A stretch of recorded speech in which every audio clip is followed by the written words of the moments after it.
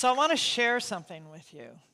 This is a quote I found from Jim Palmer, who is this wonderful, rebellious, former evangelical preacher who writes about non-religious spirituality.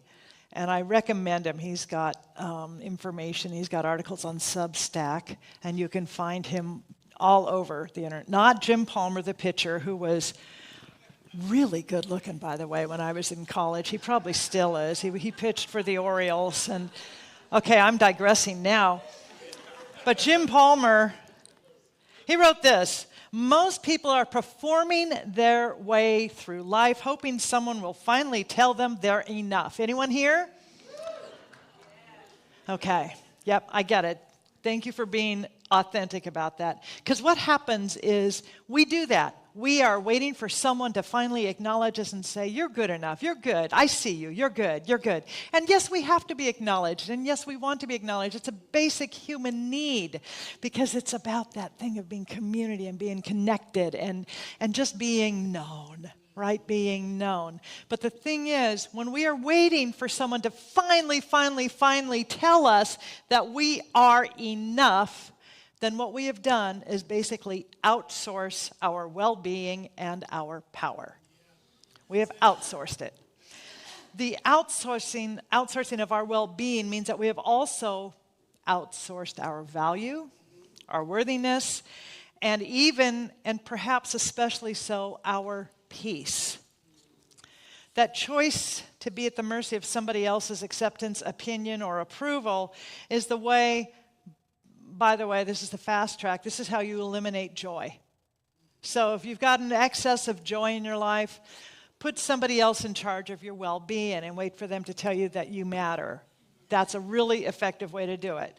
It's also the fast track to neuroses and misery. So if those are things that you are going for, have at it. I'm not here for that. So how do you know if that's the choice you have made? Because many of us have made that choice and we're not even clear that we made it, because it happens by degrees. It can happen from when we are little children and we are in such need of being loved, of being acknowledged, of being held, that we grow up just aching for that approval, right? Because as a child especially, as an adult too, we need to know we are seen. But how can you really tell that you have outsourced all of that? Well, there's a way to tell that you're not navigating your life according to your own internal GPS, and that you have started mapping your life according to somebody else's navigational system. And it sounds a lot like this: I never get what I want. Nobody loves me. It always happens to me. I never win. I always lose. How come I don't have any money? I didn't get the job again. Yeah, whining. And it's okay. Whining is good. I'm going to take, 30 seconds. I just want you to find something in your life that you want to whine about and nobody else is allowed you to do it. Now turn to someone and just whine with all of your soul. Go.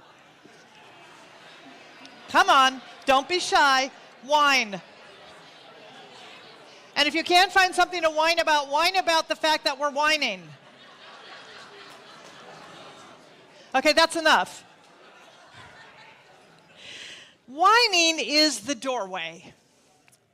Whining is the doorway. Whining is the beginning of surrender. It's a good way to let go, exactly. The whine is a doorway, but it's not the dwelling place, okay? We whine because we need to acknowledge that there's something moving within us that might be in pain, that might be needing acknowledgement, that might be, just tender, and needs to be held in that way. The whine is a response to reality. It's a response, and it ends as a creator of a new reality. Okay, so I want you to just be with that for a second. It is a response to the reality, and it is a creator of a new reality, a new experience, because it is the beginning of acknowledgement. You know, I often say you have to tell the small t truth before you can begin to tell the big T truth, the spiritual truth, that you are part of God, that you are absolutely part of God, and you have direct imminent access to the power, the presence, the life, the light, the joy that is God, the peace. But until we can unearth all of the stuff that's getting in the way of our knowing of that, our acceptance, then that's that little t truth, the reality, the small r reality stuff. We have to acknowledge it. You can't interrogate and you have to tell the truth about where you are, basically, right? Okay, and that's God calling right now. So underneath the whining, though, there is a feeling. It's a certain sense of something being uncovered.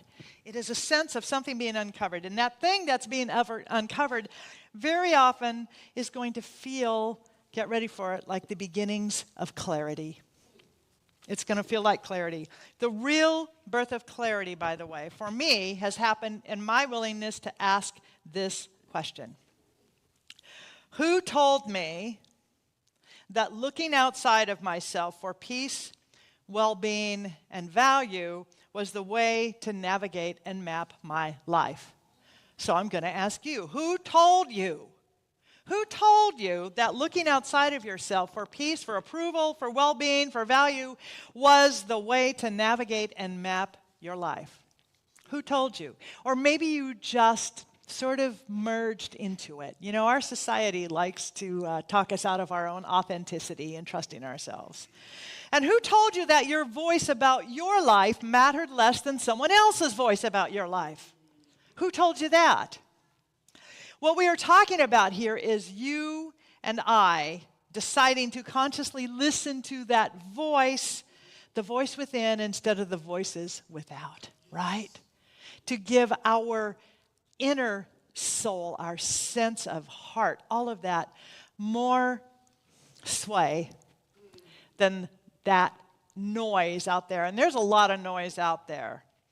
This is how we learn to navigate our soul's journey. Our theme this year is about the soul's journey. And so we are learning to navigate according to the authenticity of the spirit within us, the soul within us, our heart within us, so that we might live and move in an expansive, joyful, non-neurotic way that allows us to experience peace, right?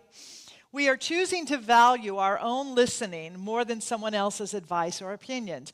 That can be a challenge, especially if you grew up in a culture or context, if your family basically said, this is how you will be, this is how we are, this is how you have to be, this is how you can't be. If you grew up with that, then you are reflecting that now, which would be a normal reaction, right? It's a normal reaction. And that sense within that has begun to move and to shift and wants to whine is you coming forth. It's you coming forth. This thing about a spiritual journey is about an authentic journey. I intend for myself and for you to have a version of your life's journey, your path, your soul, not someone else's. And the journey, I feel, is the journey home. And it might be home to a place you've never been before. But it is that place that feels like home. I often meet people who come into this teaching, whether here or anywhere else, and they say, it feels like I'm coming home. It feels like home. And home meaning you finally are safe to really, really ask questions, to doubt, to not believe, to believe, to follow a path, to interrogate your values, to really, really be who you are, with warts and all, muffins and all, without carrying the weight, the baggage of where you've been, where you think you should go, or who you have believed you are, right? How many of us, we walk into a situation, we walk into a room, we walk into anything, and we go, hi, I'm Sydney. This is my stuff. This is my baggage. I'm really weighed down by it, but I hope you'll see through that. This is a place where you get to bring your baggage or not. You can leave it in the trunk. You can unpack it. You can take it to Goodwill and just abandon it. You can do whatever you want here. We love you with your baggage. We're not going to carry it. Well, I won't carry it for you. Skip's not going to carry it.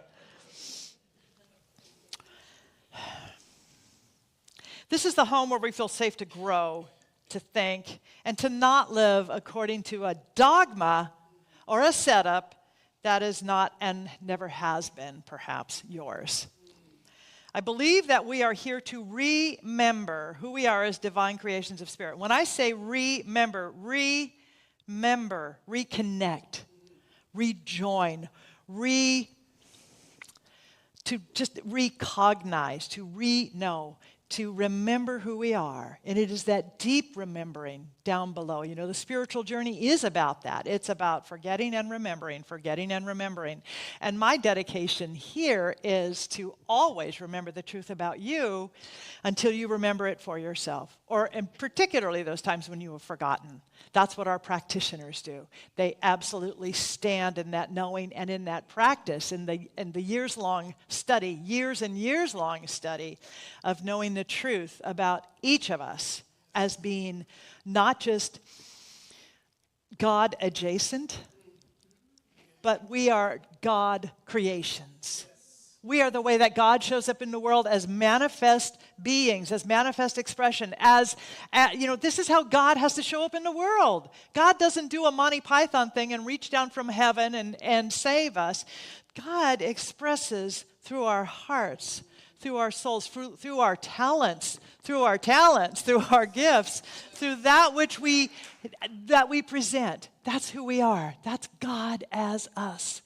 So while we don't believe in a God of personality who's up here as sky God, keeping score, and as I like to say, has fallen off his anger meds, but this is a God of presence, a God of wholeness that absolutely knows you as whole, knows you as love. And I believe that presence, that spirit is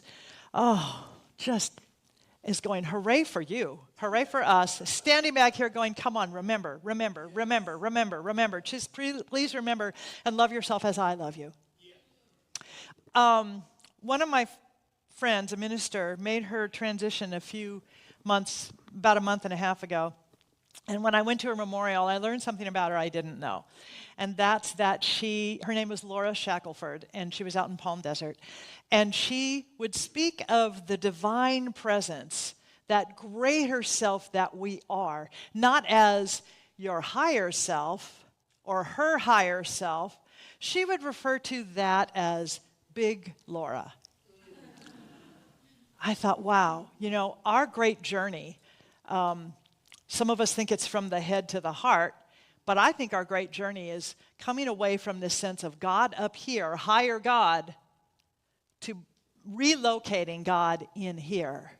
And I thought, how do I do that? That's an incredibly close, embracing idea to think of God as Big Sydney. Oh my God. I can, if Reverend Skip says, what do you think about doing this? My response now is, I'm going to spend some time with Big Sydney and see what the guidance is. I'm going to talk to Big Sydney, talk to Big Jana, talk to Big Skip, to Big Ed. Ooh, Big Ed sounds great. That sounds like a bookie. You got a little side job there, Big Ed. But can we begin to think of this presence as that bigger self that we are, that is not limited by time and space experience or the news about the Washington Hilton and the press corps dinner? That's not limited and not living according to any of that, but has the bigger beyond my arm's reach context. Think about that.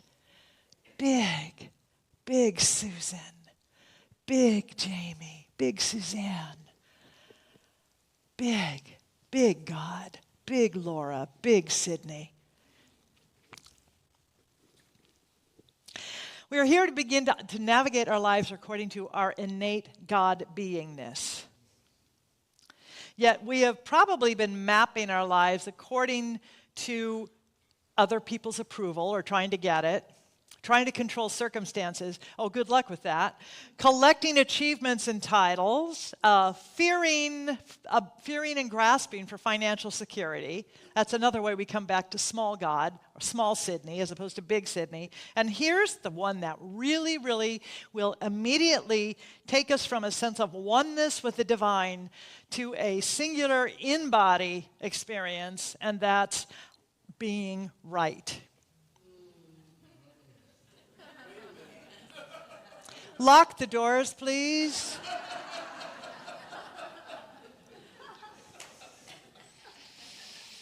Marianne Williamson wrote, "Love is what we were born with. Fear is what we learned here." Well, now you tell me. So if you're in pain, if you've been living in pain, or you feel like pain has both your address, your email address, and your cell phone number on a constant loop, I want to offer you a couple of ideas. Your pain is valid. It's valid. It's valid. And your pain is not your prophecy. It's not your prophecy. It's not your prognosis. I think it's really easy to believe that the pain that we are in, whether it's physical, existential, emotional, spiritual, financial, whatever it is something that we should just get used to, or even worse, I should learn how to manage this. All due respect to the idea of pain management, all due respect, I think that we embrace it as a way of living throughout the entire spectrum of our lives. Emotional pain management, spiritual pain management, financial pain management. What if we stopped managing it and began instead to accept where we are and to know that there's more than just managing, that we are here to do, that we can release this need to manage and control and be right about it, and instead we can live in this basis, this energy, this clarity of thriving, of knowing that we are so much more than, mid-level pain managers, right? Let's go beyond that. And that's what I love about this teaching, is that we get to look at the ways in which we have accepted a belief, accepted a thought pattern, accepted or have just gotten into a rote way of believing about ourselves and talking about ourselves, that we get to question that, and we get to create a new idea around that. That's why we call it new thought. And it's not just about changing the thought, it's keeping it changed. It's not just about changing your mind about who you are, it's about keeping your mind changed and doing all of those things that support this new way of being. I know that I am called to live into a vision. The vision is of wholeness, it is of peace, it is connection, it is all needs met. I have to live into that, I have to live as that, and it's not just pretty talk. But I have to move into an awareness of what does that actually look and feel like. When I am living in the knowing of all needs met, how does that feel? And if I can't get there, how might it feel? What could it maybe feel like to do that?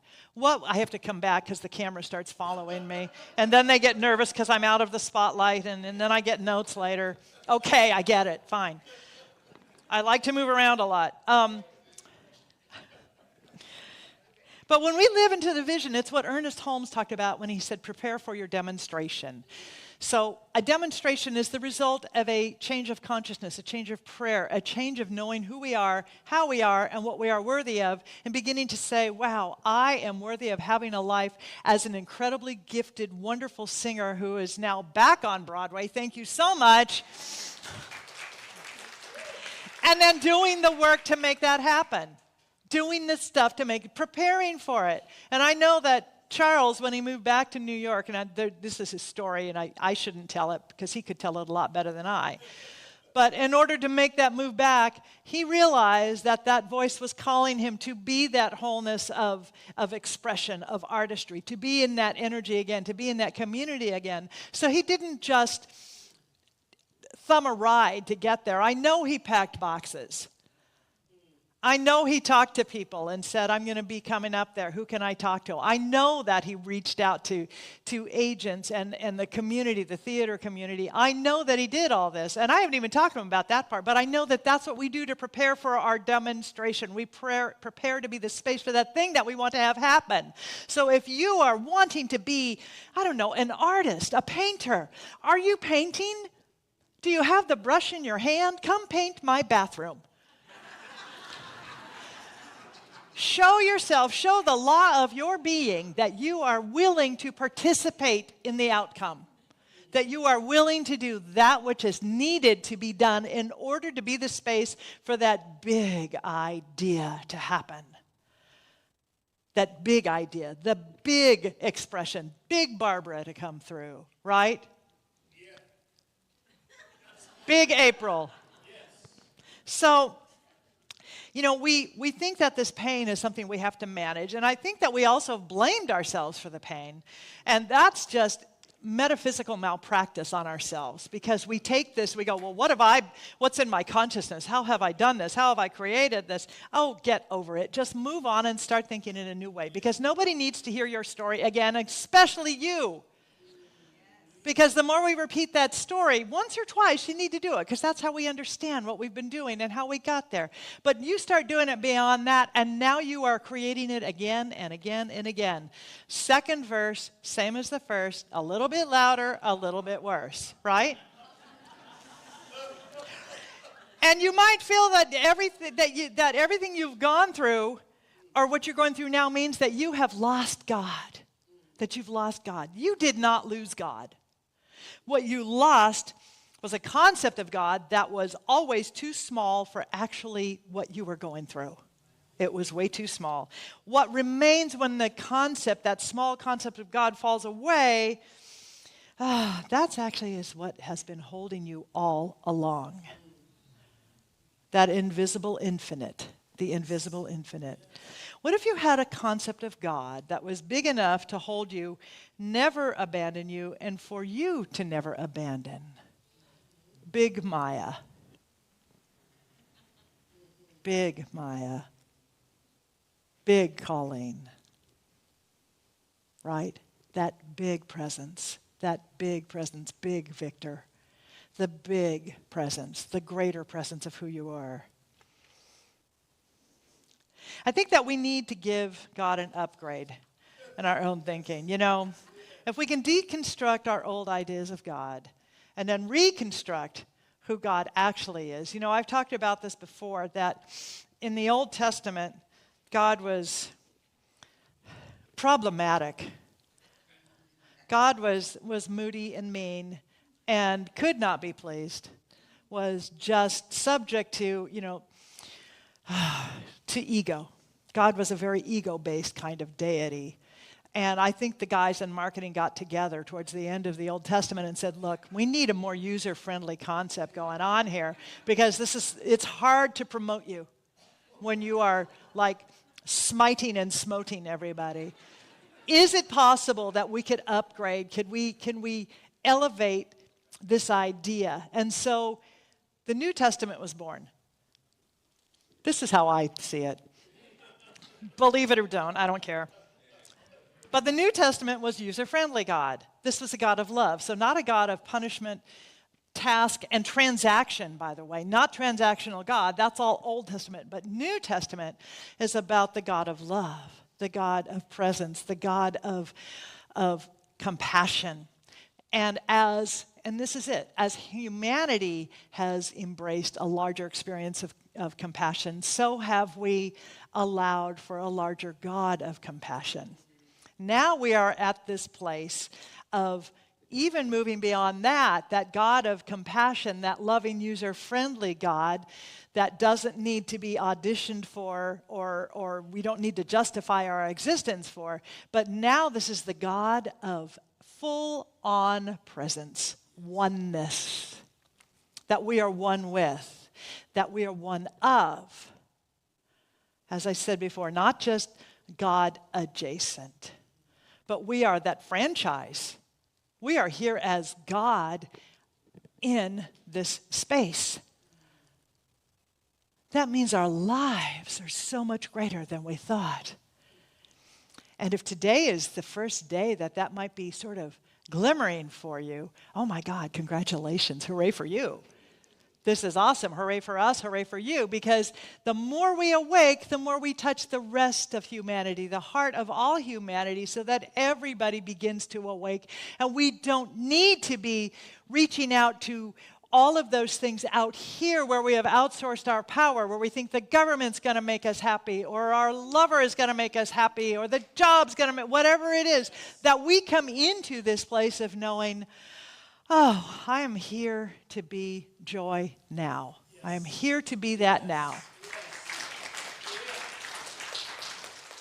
And I don't say that in a superficial way. I really don't. Because spiritual growth requires spiritual roots and spiritual commitment. It requires growing through the pain, because we will have pain as we move from one level to another. There will be a push through. We have to push through. You know, it's sort of glass ceiling, right? We all get to go through that glass ceiling of our own beliefs, of our own restrictions. And so, yes, there will be challenge, because that's, again, it's like that idea of the butterfly coming out of that chrysalis, right? We have to grow through that. We have to push through that. And that's good news. That's really, really good news. Because if you've been safe for a long time, it might be time to be a little less safe and to push through those restrictions.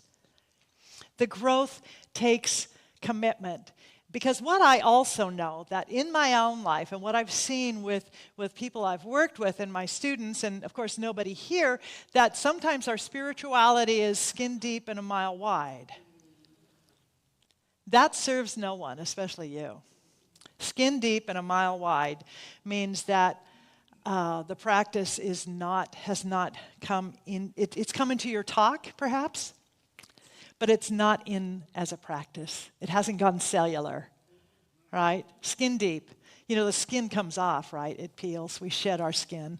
And when we shed that skin, what's left? So beyond the pretty talk, beyond the pink fairy dust, the unicorns, and all of that stuff is the depth of understanding that we are seeking to cultivate within ourselves, to allow within ourselves, and to bring forth. I can't give it to you. I won't give it to you. All I can do is be someone who maybe shines a light over here, shines a light over there, triggers you over here, and, you know, maybe scratches you over here, so you are moved to think in here differently about who you are and what your divine purpose is about and what your relationship with the divine is. So Jim Palmer wrote some more words, and I like this. God is not a being you relate to. God is the being you are. And I would change that. God is the beingness you are. And we always think that we have to be fixed. We have to be fixed. And he wrote, you don't need to be fixed. You need to remember. You don't need to be fixed. So if anybody is telling you you're broken, you need to be fixed, run the other way. Only don't listen to me. You follow your guidance. But the thing about being broken or needing to be fixed is something that I think is ingrained in us. For it's generational, because many of us grew up with this idea of being born in original sin. You're born in original blessing. You're born in blessing. If God is love, then God does not know sin. If God is the presence of love and peace, that is not a presence of passive-aggressive, let me just mess with you on this level for a while. That's not what we're talking about. And who told you you needed to be fixed? Who's the person that's saying, you know, you've been grieving far too long. I know that you had that death in your family a while ago, but you should be over it by now. Oh, really? Oh, really? Want to walk a mile in these shoes? You grieve as long as you need to grieve. You suffer as long as you need to suffer. It takes what it takes. It takes what it takes. It takes what it takes. Remember last week we talked about the metaphysical idea of what the number 40 means spiritually, because we see it a lot. We see 40 years in the desert, 40 days and nights in meditation, 40 days in who had the boat? Noah. 40 means as long as it takes. So in that sacred 40, you might be in it for 40 days, 40 years, 4 minutes, 3 months. I don't know. I really don't know what your 40 is. It takes as long as it takes. And it's all exactly what you need to remember who you are. So this idea of surrender is not that we are giving up, that we are opening up. I like the thoughts from Hafiz, the Persian mystic and poet. Even after all this time, the sun never says to the earth, "You owe me." Look what happens with a love like that. It lights the whole world. So there's a sense of true self and false self. The false self is that ego self. It's the self that our culture supports. It's fragile, needy, and easily offended. Oh, doesn't that sound like Old Testament God? But the true self was never lost. It was just underneath. This is from Richard Rohr, by the way. And what I get is the false self is a terrible theologian. Really, really bad. Your surrender is how you stop blocking the light of truth. Remember, we all know the line from Leonard Cohen, the crack is where the light gets in. Admitting to our inner whine, W-H-I-N-E, might very well be the first step to deconstructing all the old stuff that has been in the way of you and I encountering the real self, the true self, the real stuff. It's blank. Surrender is not giving up your power. It is relocating your power source from the exhausting external to the inexhaustible internal. The inexhaustible internal. Think about that. That thing within you is inexhaustible. The spiritual journey is the unlearning of fear and the acceptance of love. So who told you that fear was the truth? And at what point are we willing to begin unlearning? To unlearn all of that stuff. I think that actually is so much more important than the learning, because until we can create space for the new ideas, then we've still got this old stuff that's competing for our attention, right?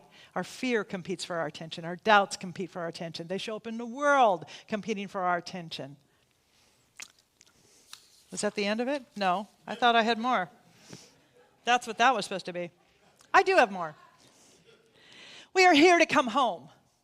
This is home. Whether you are here in this room, here watching us, the home is within you.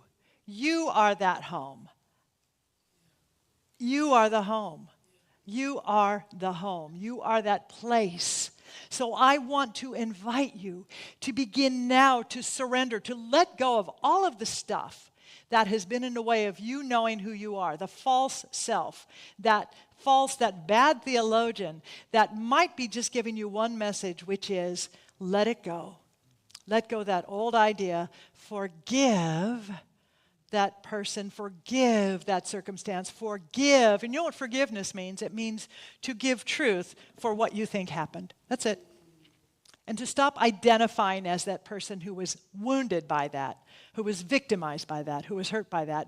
Begin to remember who you are, that you are the divine. Nothing and no one can stand in the way of that, including you, and so it is.